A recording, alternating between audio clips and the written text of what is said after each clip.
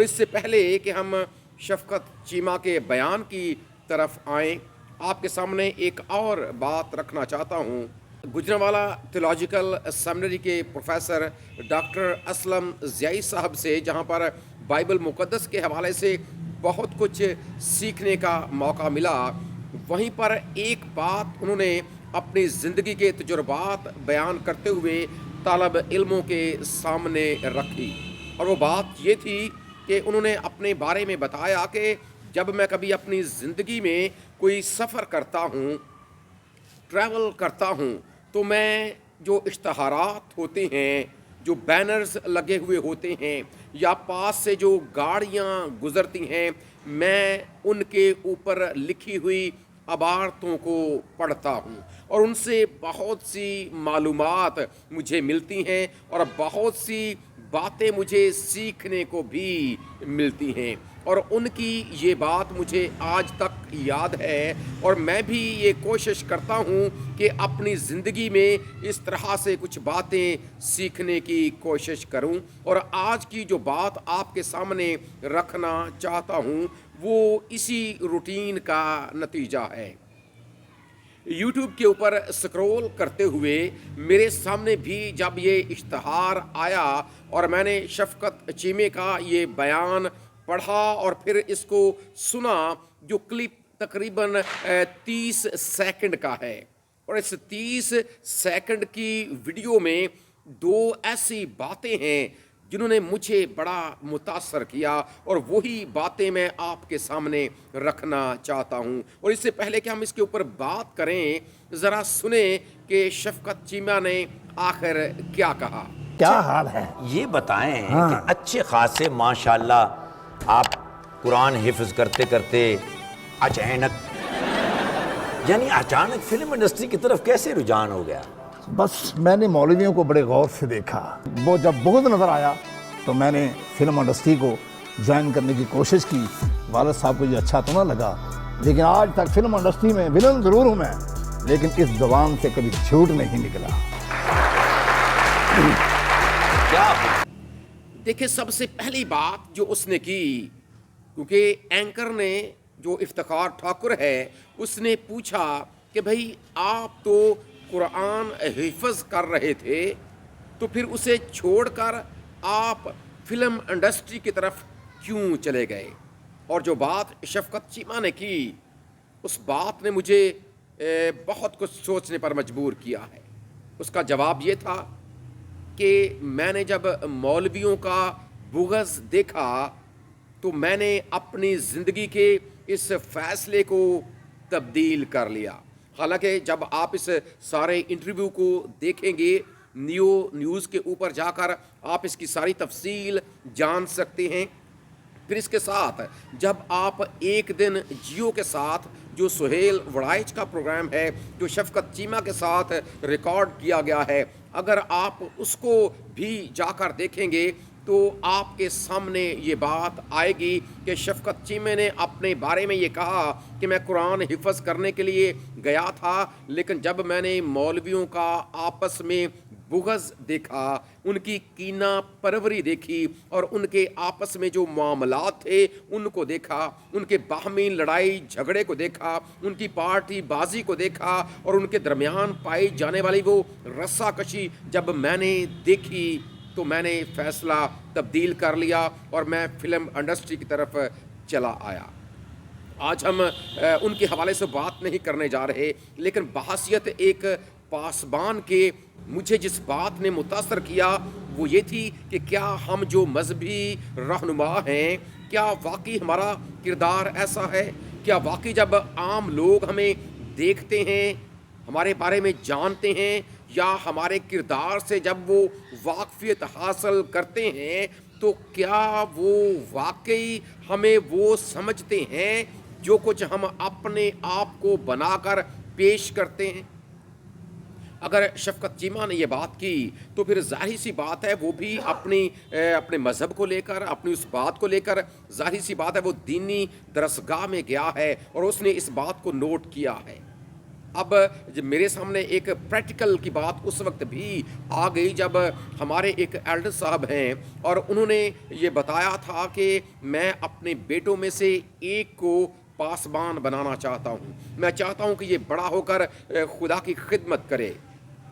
لیکن پھر وقت گزرنے کے ساتھ ہوا کیا، انہوں نے کہا کہ اب میں نے اپنا فیصلہ تبدیل کر لیا ہے۔ جب ان سے یہ دریافت کیا گیا کہ بھائی آپ نے یہ فیصلہ کیوں تبدیل کیا ہے، آپ نے تو کہا تھا کہ جب آپ کا بیٹا گریجویٹ ہو جائے گا تو آپ اسے سیمنری بھیجیں گے ٹریننگ کے لیے، تاکہ یہ باقاعدہ ٹریننگ پا کر تربیت حاصل کر کے یہ خدا کی خدمت میں آ سکے۔ تو انہوں نے کہا کہ میں چاہتا تھا، اور بالکل ایسا ہی تھا، میرا یہ حتمی فیصلہ تھا، لیکن جب میں نے پاسبانوں کو قریب سے دیکھا، جب میں نے ان کے ان سارے معاملات کو دیکھا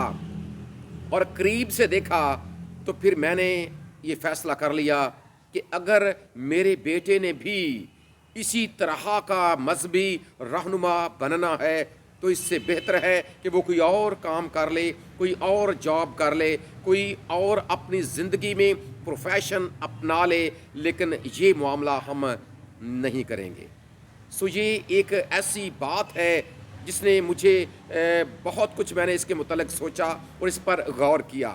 اور اگر آپ ارد گرد کے ماحول کو دیکھیں گے، اگر آپ کلیسیاؤں کے حالات کو دیکھیں گے، تو آپ کے سامنے یہ بات کھل کر آ جائے گی۔ چاہے آپ مذہبی اداروں کی بات کر لیں، چاہے آپ سیمنریوں کی بات کر لیں، یا آپ اس کے علاوہ کانگریگیشنز کی بات کر لیں، آپ کو ہر جگہ حالات ایسے ہی نظر آتے ہیں۔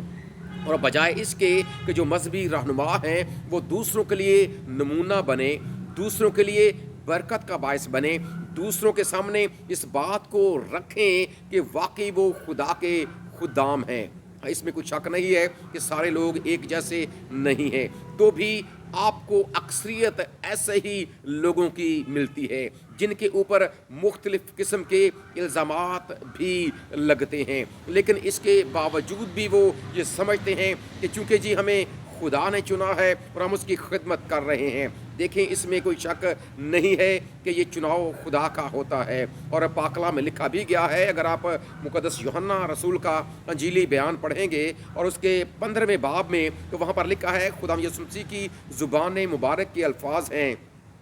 کہ تم نے مجھے نہیں بلکہ میں نے تمہیں چنا ہے۔ دیکھیں، اگر چناؤ اس نے کیا ہے نا، تو پھر اس چناؤ کو ثابت کرنا یہ ہمارا کام ہے کہ واقعی ہمارا چناؤ خدا کی طرف سے ہے۔ لیکن ہماری جو باہمی رسہ کشی ہے، ہماری جو باہمی لڑائی جھگڑے ہیں، اور ہمارے لڑائی جھگڑے نہ صرف متعلقہ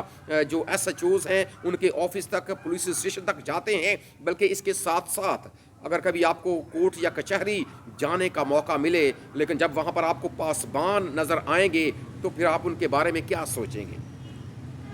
سو یہ ساری باتیں انتہائی قابل غور ہیں۔ اور شفقت چیمہ نے جو بات کی کہ ان سارے حالات کو دیکھ کر، معاملات کو دیکھ کر اس نے اپنی زندگی کے رخ کو تبدیل کر لیا۔ حالانکہ اگر اس کی زندگی پر غور کیا جائے، وہ ایک انتہائی کامیاب اداکار ہے، وہ ایک انتہائی کامیاب ولن ہے، اور تقریباً 950 سے زائد فلموں میں وہ کامیابی کے ساتھ اپنے کرداروں کو نبھاتا رہا ہے، اور آج بھی ایسا کر رہا ہے۔ ممکن ہے کہ وہ اتنا اچھا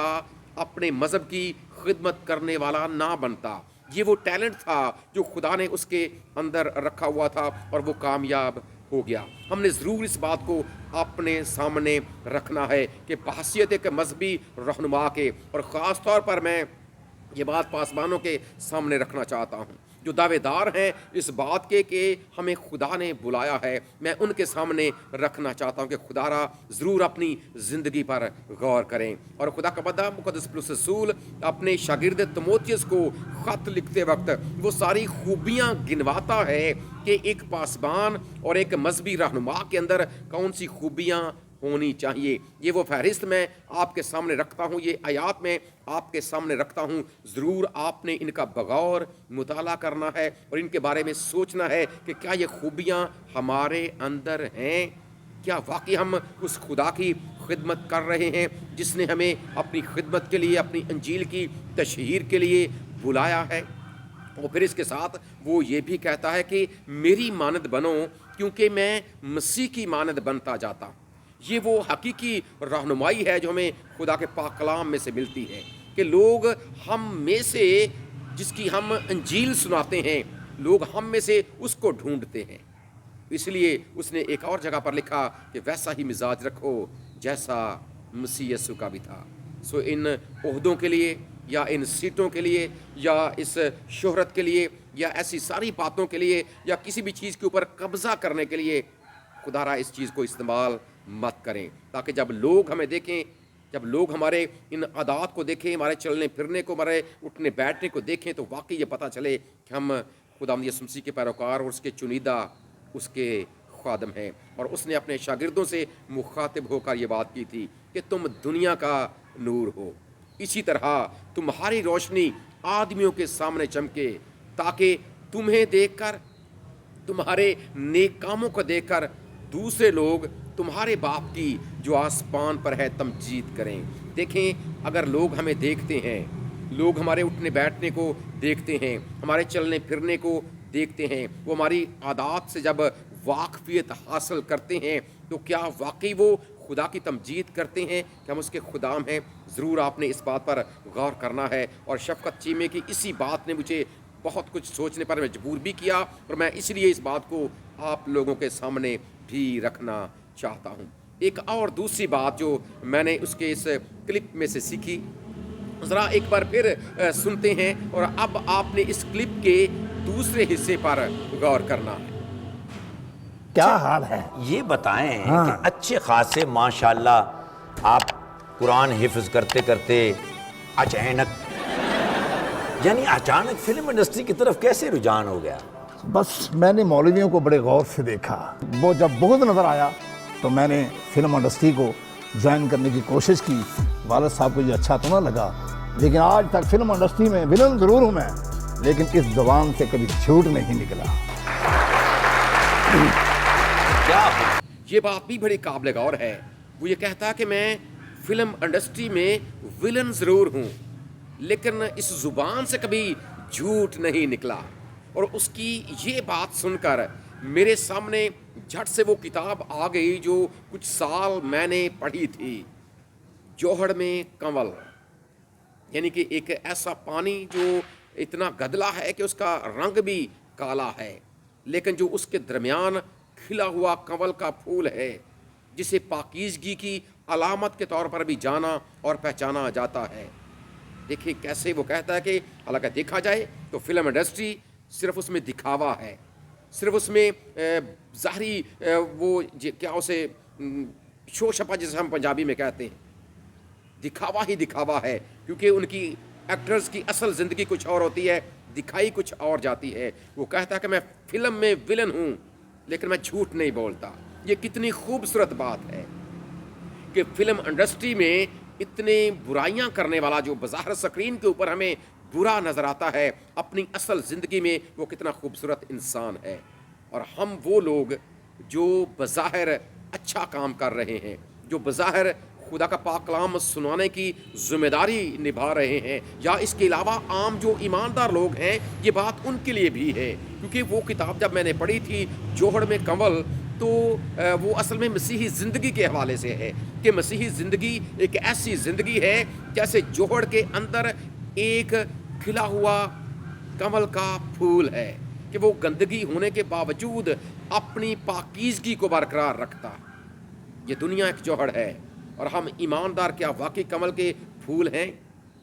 یہ نہ صرف بحثیت پاسبان ہم نے دیکھنا ہے، بلکہ عام ایماندار لوگ ہونے کے ناطے سے بھی ہم نے اس بات پر غور کرنا ہے۔ یہ وہ دو باتیں ہیں جو چلتے چلتے میں نے سیکھی کہ ایک ایسا شخص جو بظاہر اداکار ہے، اور ایسے اداکاروں کے حوالے سے جب آپ خدا کے پاک کلام کی طرف جاتے ہیں، مقدس متی رسول کے انجیلی بیان میں جب آپ ان کے حوالے سے پڑھتے ہیں، تو آپ کو یہ پتہ ہے کہ خداوند یسوع مسیح نے مذہبی رہنماؤں کے حوالے سے ایک بڑی سخت بات کی ہے کہ اے ریاکار فقیہو اور فریسیو۔ اور ریاکار کے لیے بھی جو یونانی زبان میں لفظ استعمال ہوا ہے، اس کا مطلب ہے ایکٹر، ڈرامے باز، جو سٹیج کے اندر کام کرتے ہیں، جو بظاہر کوئی کردار نبھاتے ہیں۔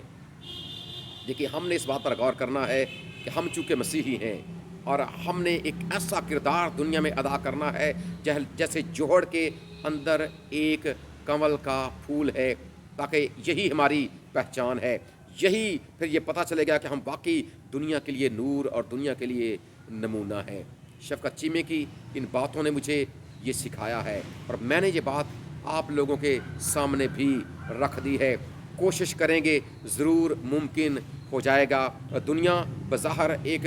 گناہ کی دلدل ہے، خدا نے ہمیں یہاں پر اگر رکھا ہے تو اس کا ایک مقصد ہے، کیونکہ جب ہم یہ کہتے ہیں کہ ہم اہل کلیسیا ہیں تو کلیسیا کا مطلب بھی ہے کہ ایسے لوگ جن کو خدا نے بلایا ہے، ایسی جماعت جو خدا نے الگ کی ہے، ایسی جماعت جو خدا نے پاک ٹھہرا دی ہے۔ اگر ہم یہ سمجھتے ہیں کہ ہمارا شمار بھی ان لوگوں میں ہے تو اپنے کردار سے بھی